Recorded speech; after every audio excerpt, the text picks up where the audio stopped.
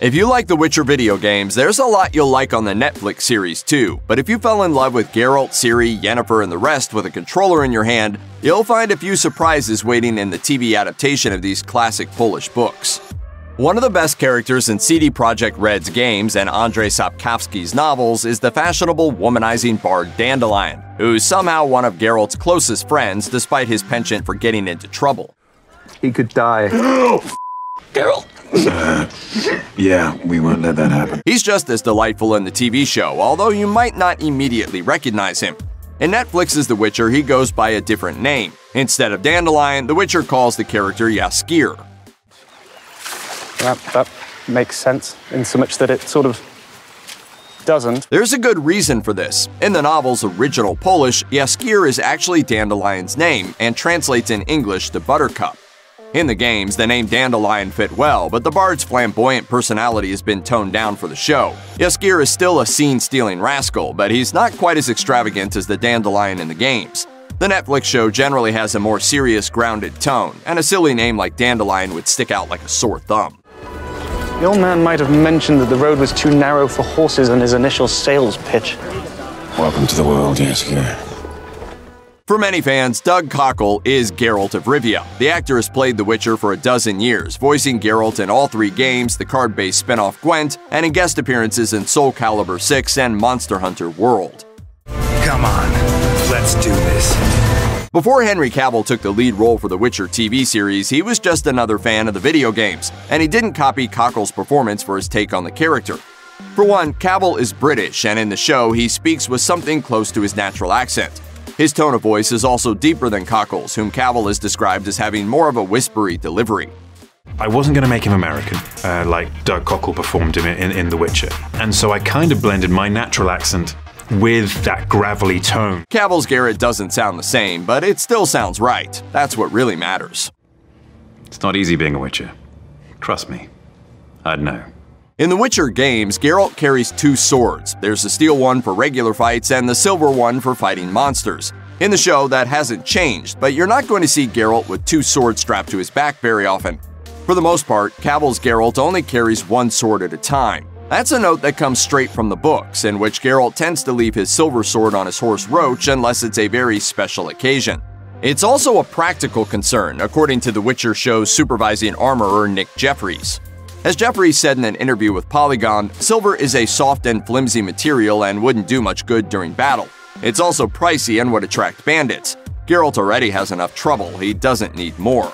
In fact, all of the weapons and costumes on the show are more grounded than their video game counterparts.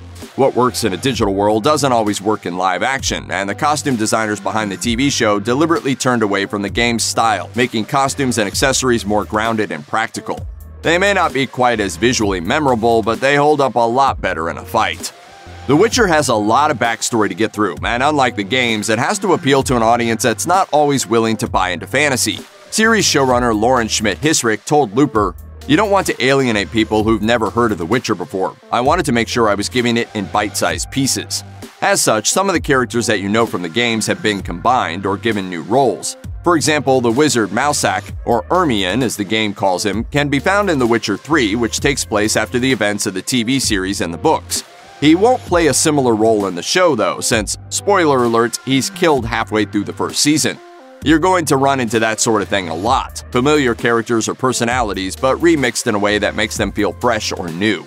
Triss Merigold is one of the very first people you meet in the first Witcher game, where she's positioned as Geralt's main love interest. In The Witcher 3, when Geralt's on-again, off-again girlfriend Yennefer finally shows up, the game embraces a legitimate love triangle. Players have to choose which of the two sorcerers they want to romance. Both make a strong case, just don't try to double dip. In the end, you'll regret it.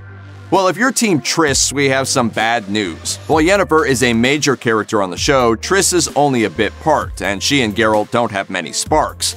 As far as Netflix's series is concerned, Yennefer is Geralt's one and only. It's a shame to lose all that juicy drama, but honestly, The Witcher is busy enough as it is. A love triangle is a nice way to break up a 90-hour game, but the show only has 8 episodes. There are more important things to spend that time on. If you only know Geralt and Yennefer's romance from The Witcher 3, you probably think a genie made them fall in love. After all, that's the main thrust of the side quest The Last Wish, which serves as a sequel to the Sapkowski's short story of the same name.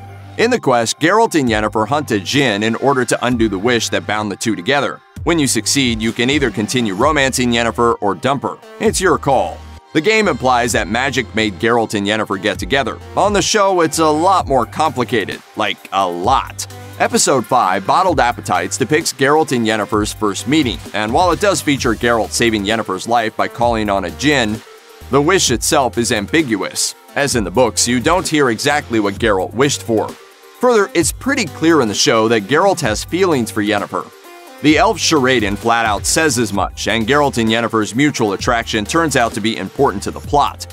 Geralt risks his life for Yennefer because he likes her, and Yennefer's flirty dialogue hints that she feels the same way. The genie might seal the deal, but the sparks are already flying. Check out one of our newest videos right here. Plus, even more Looper videos about your favorite movies and TV shows are coming soon. Subscribe to our YouTube channel and hit the bell so you don't miss a single one.